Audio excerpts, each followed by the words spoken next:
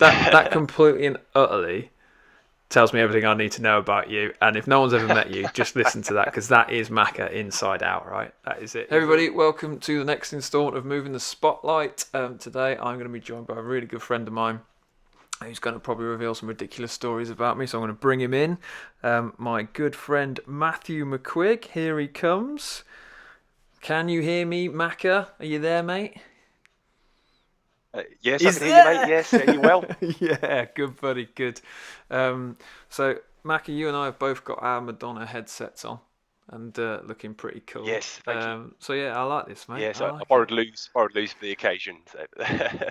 Oh, I love it, mate. So yeah, thank you, mate, for coming on and doing this. Nothing's off Yeah, the no table, mate. problem. So yeah, you can tell me and talk to me whatever you wanted about, mate. And I'm going to ask a few questions. You can ask me a few questions.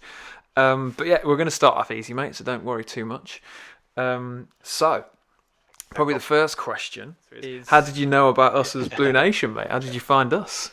It's all through myself and yourself playing football for Cellular Gas, wasn't it, for all those years? Yes, mate. I think, and about you was the youngster of the team, the teeny bopper, and he said he played in a band.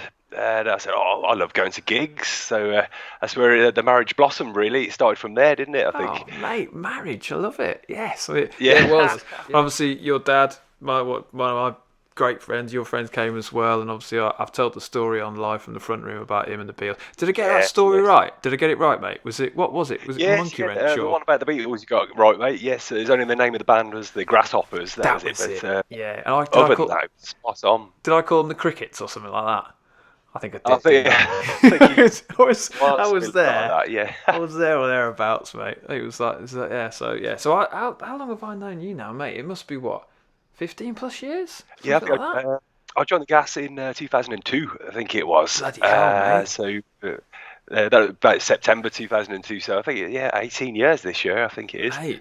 No, 19 years, I think. God, and in that 18 years, I've only aged 4 years, mate. That's amazing. Yeah, That's good, isn't it? yes. It's the oil of Ulay that you use, I think. Mate, I tell you what, I've improved my skin and stuff like these bloody studio lights don't help because they bring up everything. So if you've had a late night, I look horrendous and had a few beers. So yeah, but no, that's mad, mate. That's amazing. Do you So when was the first time you kind of met Luke? Because Ben, obviously, you would have met this year, last year or the year before. That's it, when he came into the band. Yeah, Yeah, so Luke, it was actually when he came into the band as well, even though I knew his parents, Jez and Elaine, for quite a few years through caring for Lynn, Luke's auntie. That's mad, isn't it? I remember when we did that, and like they were like, you know Matthew, and I'm like, who the hell's Matthew? Because obviously, Quiggy Macca goes by. So obviously, in football, you know, Macca knows this.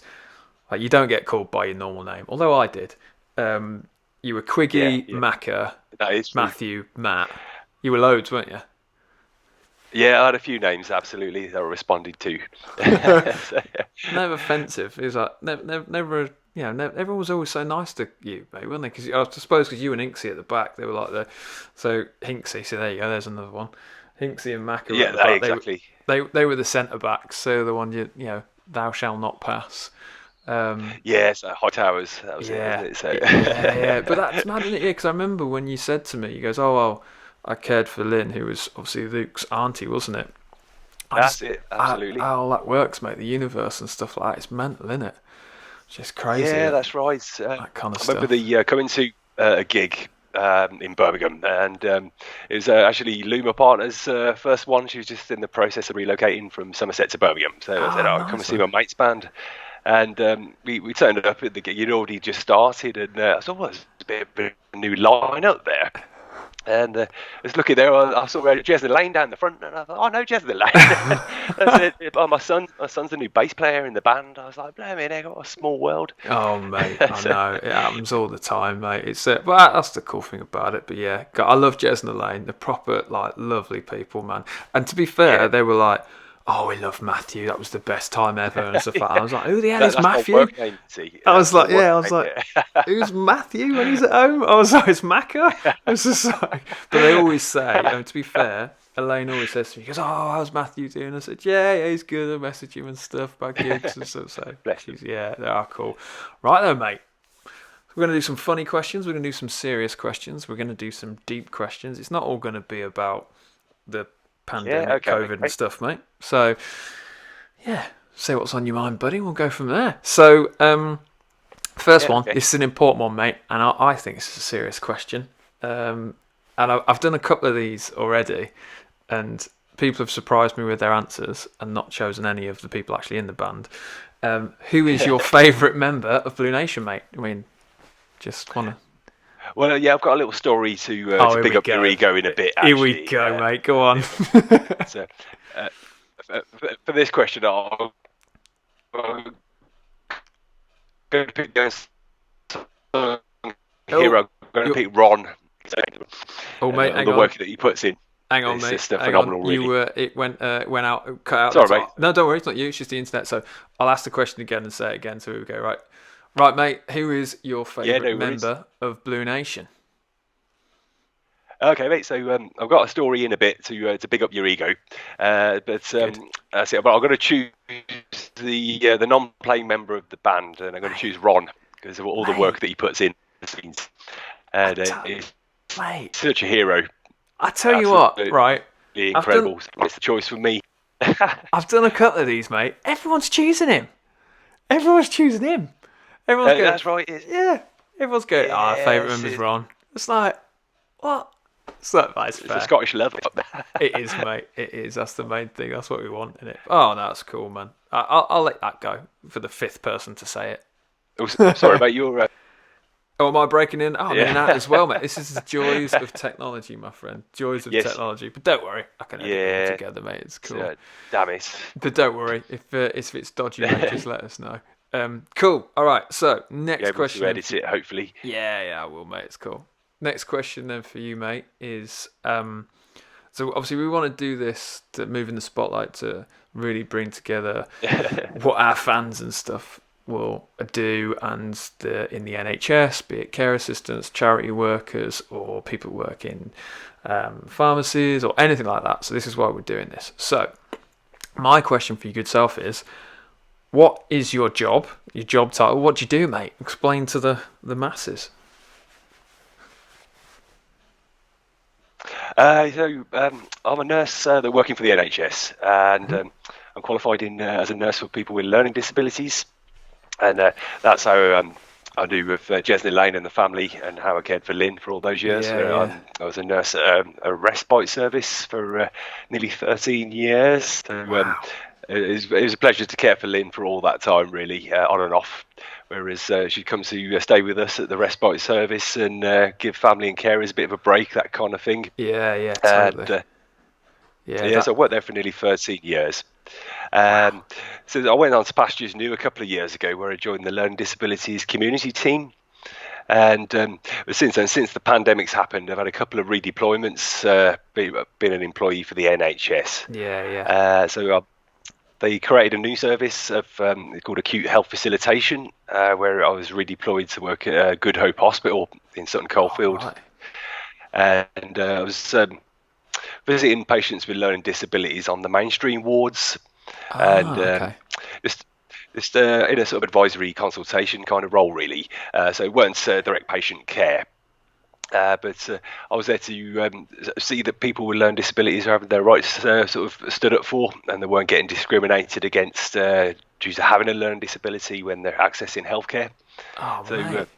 I see. And this oh, mate, honestly, this is the kind of thing, because I've done some of it, and obviously I know you, mate, you know, we're friends and stuff, and I've never really spoke to you about what you do. I just bug you to come to gigs and stuff like that. It's all about music and football, of course, isn't it? Yeah. But I had no idea that was kind of your kind of key thing, mate. That's mad. Yes, been qualified as a learning disabilities nurse since 2003, I think it is. So, and done years of caring up until that, years before that as well. So. And more recently, I've had a second redeployment in November, just gone, where I've actually been moved away from the Learning Disability Service, and I'm helping out in the rehab service at Moseley Hall Hospital, which is part of the trust that I work for as well. Wow. And so my current role is actually is working with COVID positive patients currently. Caring for, it's been doing that since just before Christmas, really.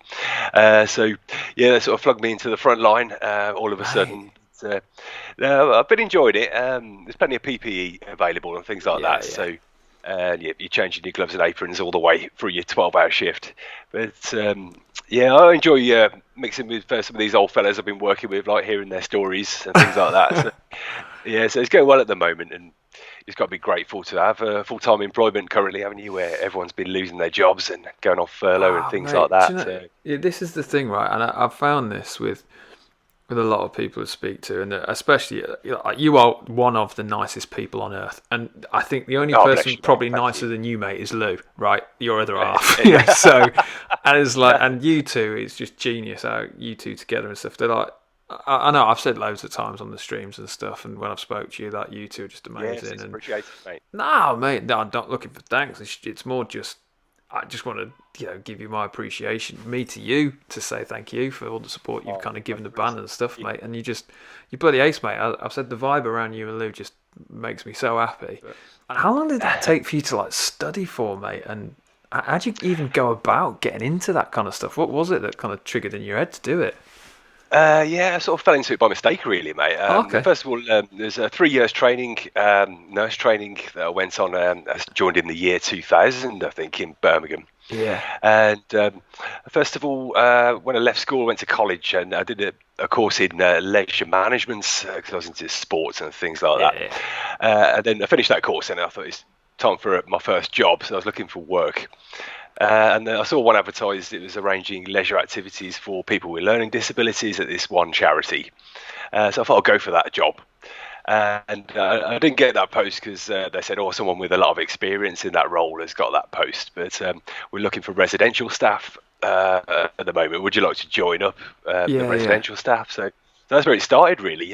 Part time. I thought it's better than being on the dole, isn't it? So Mate. and started working with these folks and really enjoyed it from there on. And nurse training was the natural career progression in that area then. So that's what I decided to do in the year 2000. So, Mate. So you reckon? Was that always instilled in you as a kid, do you think, to care for other people? I know you said you fell into it, mate, but if there was yeah. one person that I could say, yeah, they'd do this job, it's you. Because you've always got time for people. You've also caring, mate. You know, it's like Oh, thank you. you're like the quietest one in the dressing room when we play football, but you're like, you give it when you needed to. Do you know what I mean? Or you'd be the one to stick your arm around you and always be. Every person I meet and talk to, I've got friends and family and stuff in the kind of care professions, probably the best way to put it, or NHS. Yes, yes. It all seems you're built from the same rock or mould or stuff like that. And so, Yeah. do you find that in your job? Do you find that you're all? Is it a wavelength?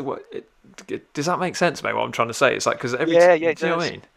Yeah, I suppose and it suited my personality down to the ground once I'd sort of done the work, and I thought and started to enjoy it and started my Yeah, interactions with the residents and stuff. So yeah, I think there are certain traits of your personality that you do need in caring and nursing and things like that. And just fortunately for me, I had those traits that seemed to fit like a glove, really, in that totally. respect. Yeah, Yeah, so I did say I stumbled into it, but I suppose it was the right path for me to stumble into, really. yeah. I wouldn't. Apart from being a professional footballer, mate, for the Baggies, I mean, that's I probably was high up on your Yeah, list as well.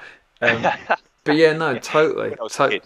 Yeah, totally. Because my mum is a ridiculously good judge of character, and so were like Jez and Elaine and Ben's parents and Luke and stuff. And Yeah. I've not ever heard anyone say a bad word about you, not once. Do you know what I mean? And it's like, Oh, it's good to know, mate. It's good well, to know. yeah, no, yeah, it is. It's nice to know. But then with Lou as well, and I spoke to her, obviously, when you introduced me, I was like, you better be all right with my friend Macca. And she's like, equally as bloody lovely. I'm like, Jesus Christ, where are these people, man? They're just, they make me feel better. It's like, it's amazing. But yeah, it's mad, man. So Great, mate, thank you. that's all right, mate. How long did it kind of take you then to study for that stuff? Do you do it alongside the job? Do you like I don't know how it works, mate, so kind of walk me through it. What do you do? Yeah, so I did my caring job, and then the next promotion after that was a senior carer. I was sort of organising staff a little bit and doing medication. Okay. So that was similar to roles to what a learning disabilities nurse would do. So I thought, okay, so I had to finish my full-time work to do full-time studying then. But I received a bursary from the government. Oh, cool. So it's like a mini wage Yeah. to keep you going. You got monthly payments. I'm not even sure if it's still going these days, or they've reduced the bursary. Yeah. So yeah, I kept going with a little mini wage while I was studying, and I worked part time at my old place, the residential home there, and I had some shifts at the weekends and nights and stuff like that to give me some money to go out with. I think it was while I was a student. And then got into full time nursing in my first post. And it's nice to have a full wage coming in then, so yeah, it felt like you were rich Nice, all of a mate. sudden. So So was that a couple of years? Was it? it was 3 years, 3 years. study. Yes, it is a mixture of theory when you're at university doing all your modules, and 50% of the course was placement as well, where you'd be out at all different care homes and nursing institutions doing your placement stuff like work experience. So yeah, it's a pass 50% theory and 50% placement as well. So gave you lots of good experiences anyway before you set foot in the job. So Yeah, totally, mate. So you're obviously, because I've asked a couple of people this, but obviously with care homes and respite and stuff like that, COVID's kind of hit massively. Well, that's where kind of the epicenter and stuff like that, mate. So I've got so many questions for you on this, but I don't want it to all be about COVID and the pandemic and stuff like that, because I think people are sick to death on it. So we'll touch on this a little bit, mate, then I'll move us off it. No problem. So what was that like, mate, in the first kind of early days of the pandemic in the care home stuff? Was it scary? Did you just get on with it? What happened, mate? What did you go through? Yeah, during the first part of the pandemic, that's when I was in the learning disabilities community team. Yeah. And that's when I got redeployed for the health facilitation work with people with learning disabilities in Good Hope Hospital. So that was my first redeployment, and that was in April, really. So I was fortunate enough that I could keep more than my 2 meters worth going onto the wards, and keeping the PPE on and keeping well out of the way kind of role. So luckily I wasn't directly patient facing until this current redeployment a few months ago. But yeah, it's quite scary. They said, right, okay, you're going to be involved in this new team at Good Hope Hospital, supporting patients with learning disabilities. And you think, oh, I got COVID in the hospitals, and there's a lot of fear factor around. So it's just like, well, I think the only way to get over the fear factor is to get in there and do the job, really. And once I'd done it a month or so, that sort of fear factor sort of dwindled off, really, sort of faded away. And as long as you doing the measures to keep safe and things like that, I think you got the best chance possible, haven't you, really? So it's a bit scary to start with, but I've grown into it now, and it's not too bad. How does it not stick with you if you have like if someone dies, mate, or if you've had someone that's really hurt themselves and stuff? How do you lift yourself out of, oh my god, this is a really difficult situation this person is? Does that make sense? I'm probably not articulating that right. Do you know what I mean? How do you balance your mental health, mate? That's probably what I'm going to say. Yeah.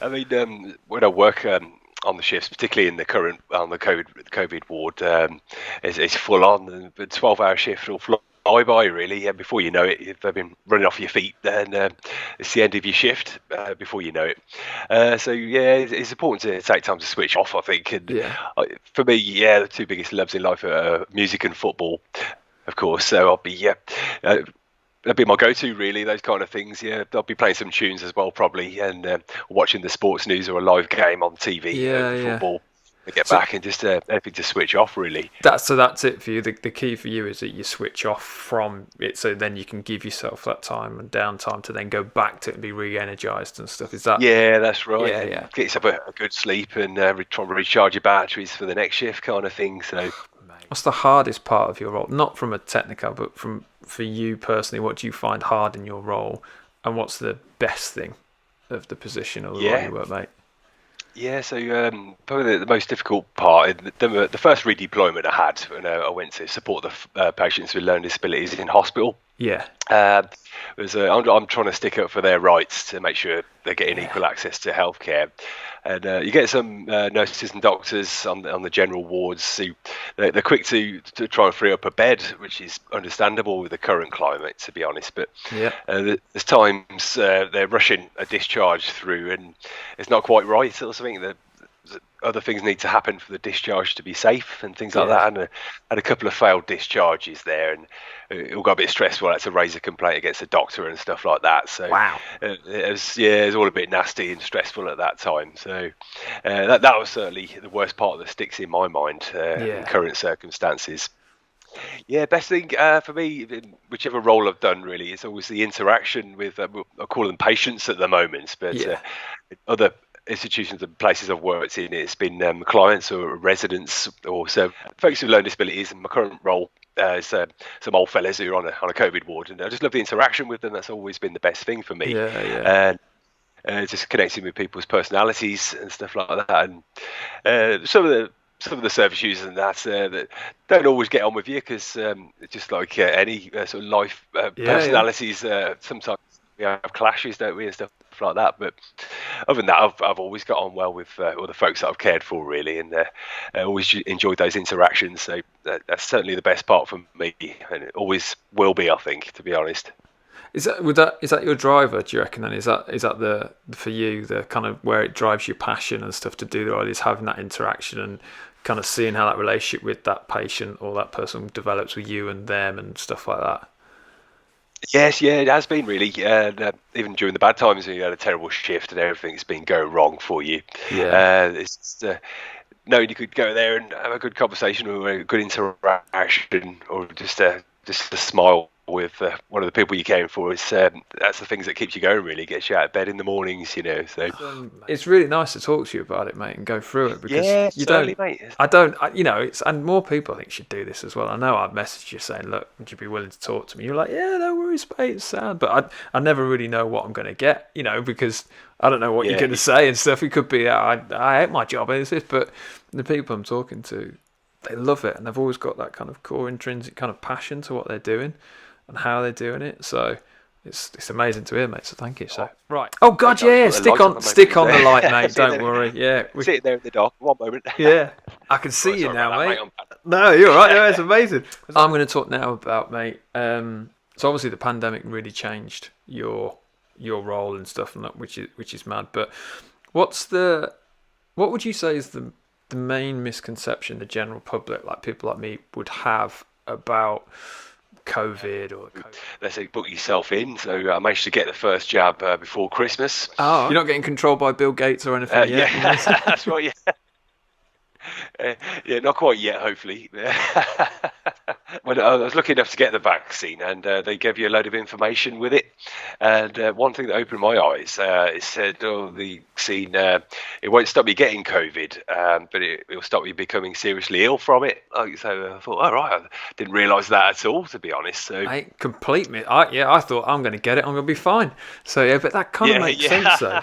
That kind of makes sense, doesn't it? Because when you get the flu jab, you can still get flu and that kind of stuff. Yes, but yeah, now we're going to do a chat with a friend of Luke's, actually, called Dan Chalmers. I've mentioned him. Well, he's a pharmacist and he's actually administrating the vaccine. So we're going to do one of them with him as well. And I'm going to let him go into everything as well, because mate, he's on a different level like you guys as well. And right, so we'll get off COVID now because we don't want to talk about it anymore. So right then, mate. So I'm going to go. So kind of coming into the end of the questions. So if you could give a piece of advice to anyone, and this could be anyone in your life, doesn't have to be COVID or medical recommendation, what's the one piece of advice that either stuck with you or you'd like to give someone? So what would it be? I'd probably go for just always make time in your life, time and space for laughter and fun. I think that's important. Oh, mate, that's really a great one. Yeah. So I think a life without laughter and fun is very miserable, isn't it? So yeah, mate. Always make time for that, and always give a smile to people, even strangers, when you're walking in the street and stuff like that. So laughter and fun, that's the way forward. That completely and utterly tells me everything I need to know about you. And if no one's ever met you, just listen to that, because that is Macca inside out, right? That is it. He's always smiling. He's always laughing. It don't matter. I could tell him that he owes me 500 quid and he'd probably laugh and give it me. He doesn't, for the record. But and then probably just to finish off, buddy, unless you want to ask me anything, because some people have turned the tables on me, and they've asked me questions. But my last question for you, buddy, would be, relating back to Blue Nation, what's kind of your favourite Blue Nation song and why, mate? Really, just out of interest. So I'll pick a couple if I Oh, may. mate, Please, God. mate.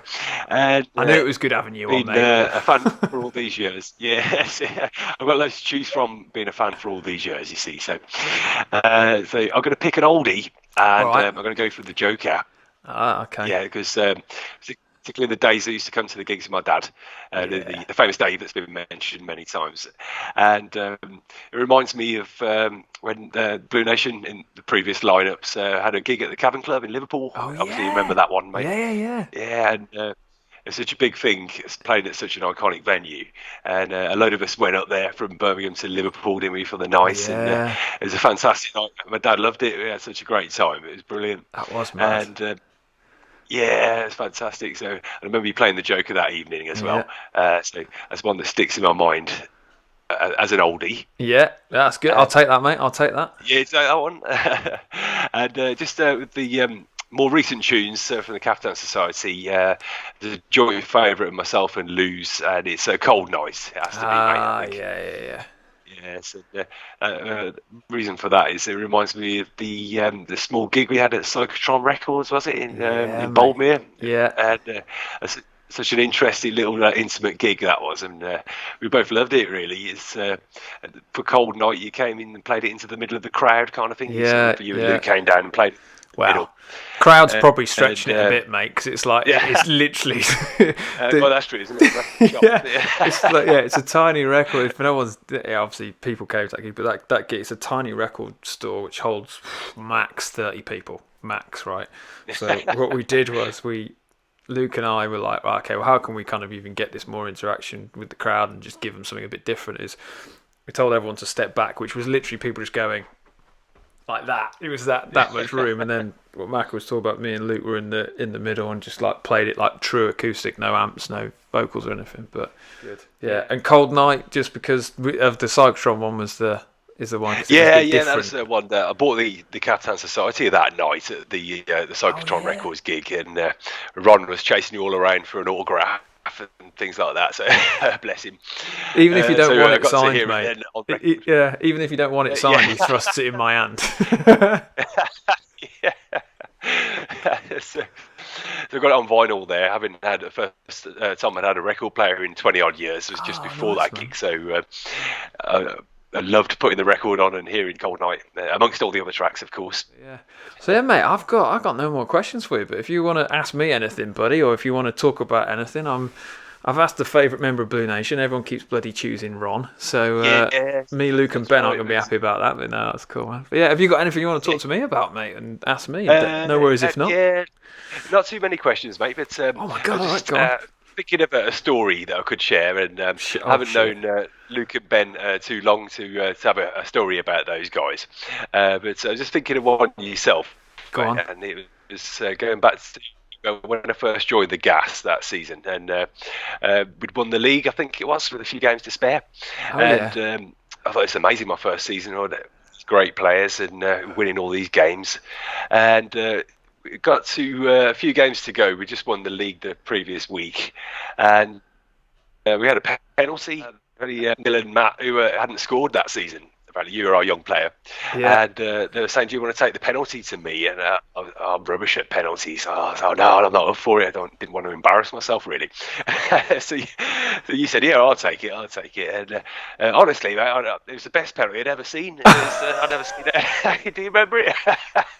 Mate, do you know what? I do remember this massively because I put it in the top right hand corner. Do you remember? Is it top right? Top bins. Yeah, I literally top binned it. I tell you, right. Goalkeeper had no chance. Yeah. Oh my god. So yeah, I remember distinctly because I remember sitting there and they were like, "Oh yeah, Macca and Neil not scored this season." It's like because obviously we were the workmen of the team, weren't we? Like doing all the grunt work. And That's right, I think I was just standing out on the wing, to be fair. But I remember thinking, "Oh, I really hope Macca has this because I don't want to take it." Is that what you thought? Yeah, and then quite confident, mate. Yeah, because then you were like, "Oh," and I was like, "Oh Christ, he's giving it to me," so I put it down, and I meant to hit it straight down the middle. So I literally, mate, I just shanked it, and it went in the top corner. So I was hoping you'd be able to teach me how to take a penalty like that one of these days. But no, well, I think I side-footed it, but I think I was going to go down the middle and I changed my mind at the last minute, but I wasn't really thinking, mate. So sorry to dispel the myth, mate. But yeah, I mean, I practiced for 7 hours to score that pen, That's and how you do. oh, mate. And it still went in, so that's good. Oh, that's lovely to hear, mate. Oh, that's wicked. Yeah, I do remember it, mate. I think I scored a couple of goals. Yes. But it was that was that. I do remember Yeah, that you one did. You distinctly. did indeed, yes. Yeah, I remember one I scored from like near the halfway line. Like to lob the Yeah, was that your keeper. first goal for the I think Cats? that was one of the first ones. Yeah. Yes, yeah. Remember that one as Yeah, well. and we had to win that game to win the league. Yes, so I remember that one, or the year after or something. That was mad. Pitch was rock hard as well, if I remember rightly. Yes, absolutely. Oh, mate, I love that story, they were mate. great. Those. I thought that would be a big boost for your ego there, mate. Oh, So, mate, yeah. Me and Luke. I'll tell you, me and Luke started with some of my mates, so Dan Chalmers as well. We started a 5-a-side team. And, oh my God, we got spanked, didn't we, mate? And Macca was obviously part of it. Yeah, I got Macca in, and I was like, Macca, you're playing, son, because you're at the back. He's like, yeah, I'll play. And we got Ollie in as well, Ollie Latchford, who's still bloody good, even though he's now looking like Jimmy Bullard. He is, even though he's 50. Yeah, and he's still bloody good. And we got spanked each week, didn't we? But literally, it was just like, I am now too old to play football. Like, I think I scored 1 goal, and it was just like, that was it. These little kids running around us, mate, wasn't it? It's just the physicalities catch up with you eventually, don't they? And, no, mate. We were playing some 22-year-olds that are like semi-pro standard, and it was like, I love it. Yeah, they were just whipping around me. Chasing these kids around. Yeah, they were too good. Oh, mate, that's wicked, man. I love that. That made me feel old. Yeah. Oh, mate, that's proper memory smile, that story. Thank you, buddy. I really appreciate that. No, mate. Well, look, man. Thank you so much, Macca, for coming on, buddy, and doing this.